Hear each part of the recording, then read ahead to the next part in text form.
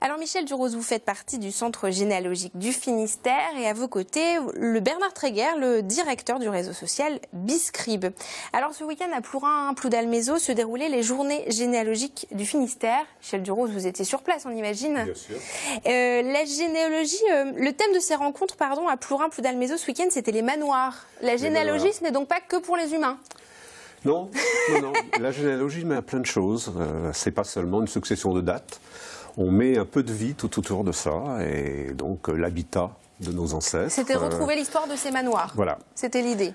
La généalogie bénéficie d'un bon réseau dans le département. Il y a du monde qui pratique. Absolument. Nous sommes le plus grand centre généalogique de France. Il y a combien d'adhérents? Nous avons à peu près 5500 adhérents. D'accord. Et sur Brest, 2000. Est-ce que les rencontres comme ce week-end sont fréquentes? Oui, on en a quand même pas mal. On se déplace au centre généalogique, on se déplace sur toute la Bretagne, même jusqu'à Paris. Et dans la région, ici, on fait beaucoup de salons comme ça et de rencontres. On était la semaine dernière à Guilherme.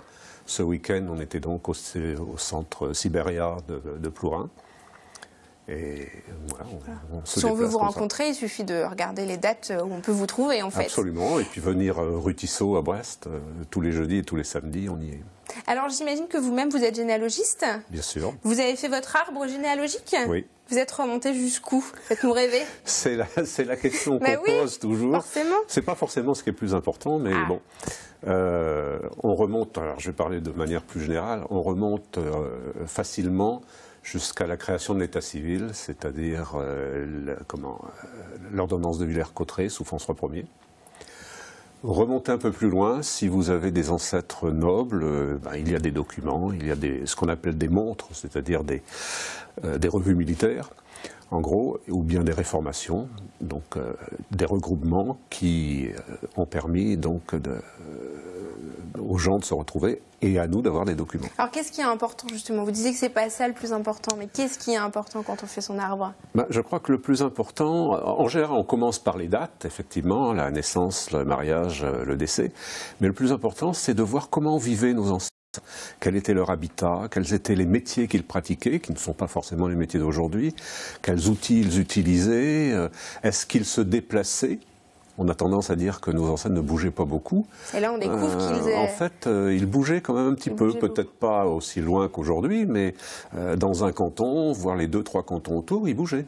Alors, vous avez parlé tout à l'heure de textes anciens. Est-ce que aujourd'hui, Internet permet d'aller plus vite? Absolument. Est-ce que c'est une aide?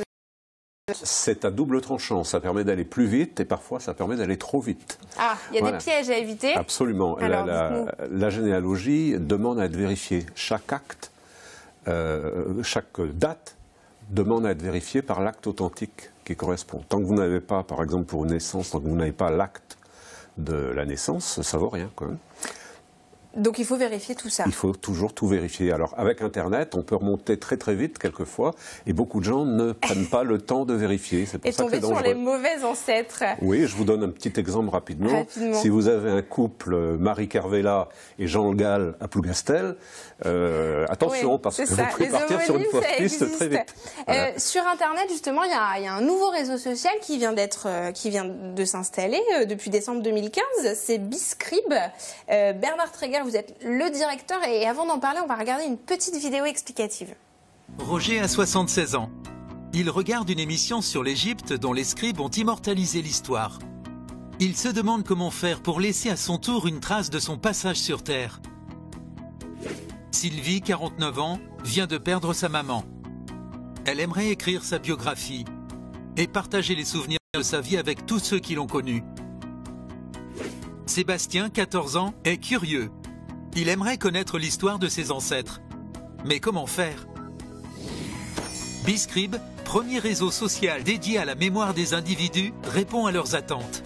Alors on le voit, Biscribe, ça s'adresse à tout le monde, du plus jeune au plus âgé. Quel est le concept de ce réseau social? Alors Biscribe dans les grandes lignes, puisque c'est un réseau social, donc il y a beaucoup de fonctionnalités, mais Biscribe, en fait, en résumé, va vous permettre d'écrire l'histoire de votre vie, ou celle d'un proche disparu, tout ça pour pérenniser la mémoire de votre famille.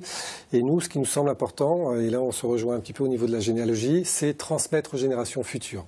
Est-ce qu'on peut faire un arbre généalogique virtuel, je voyais parmi les fonctionnalités? Alors, ce n'est pas tout à fait un arbre généalogique, c'est ce qu'on a appelé, nous, un cercle familial. C'est-à-dire que lorsque vous créez votre page, vous vous retrouvez au milieu de l'arbre. Hein, vous avez vos frères et sœurs d'un côté, vos conjoints de l'autre côté, vos parents au-dessus et vos enfants en dessous. Et après, vous pouvez naviguer dans les profils de ces personnes-là et arriver à leur page, à elles, en cliquant tout simplement sur leur photo de profil. Donc, ce n'est pas un arbre généalogique. Donc on s'inscrit en famille si on veut. Voilà, comme c'est un réseau social, ça nous permet justement d'aller sur les pages des gens proches de nous, de notre famille. Disons que la généalogie permet d'aller voir les anciens, les ancêtres, et puis là ça permet de rester en contact avec la sphère plus proche finalement. Voilà, je crois que les généalogistes, en fait, le conçoivent un petit peu comme un support complémentaire pour les générations les plus proches, c'est-à-dire pour les parents, les grands-parents, voire un petit peu les arrière-grands-parents. On a quelques photos pour les enfants, les petits-enfants, évidemment.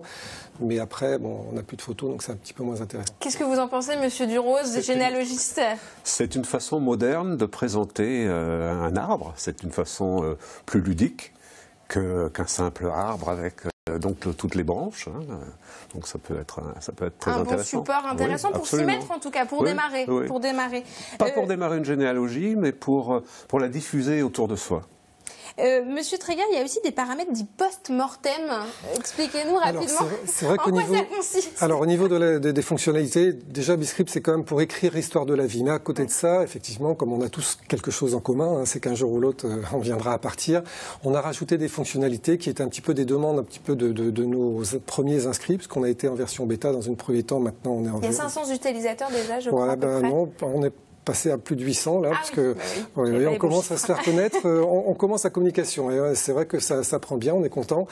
Et donc effectivement, tout ce qui est post-mortem, ce sont des fonctionnalités supplémentaires qui peuvent servir. On a aussi la possibilité d'y écrire des dernières volontés, mais c'est vraiment annexe. Hein, je dirais le plus important, c'est le partage, c'est l'album photo, c'est d'écrire sa vie ou alors d'écrire la vie de proches qui sont partis trop vite et pour lesquels on a des souvenirs encore, mais justement... Et qu'on souhaite faire partager. Voilà, oui, enfin, ça c'est aussi l'avantage. Si vous avez des frères et sœurs ou des enfants qui sont de l'autre côté de la Terre, du monde, comme moi, j'ai mon fils qui est en Nouvelle-Zélande, vous pouvez très bien, avec lui, faire le mémorial, un PESAL mémorial de sa grand-mère, et il peut participer et lui aussi mettre des anecdotes et voir un petit peu l'avancée de cette page.